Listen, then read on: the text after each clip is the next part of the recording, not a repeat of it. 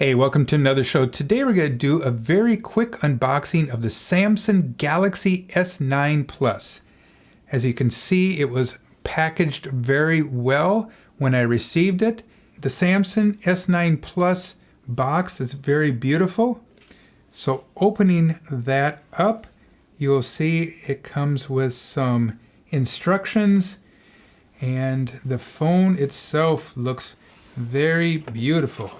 And under that, we have a stereo earbud headset, and it looks like a couple adapters for the ear.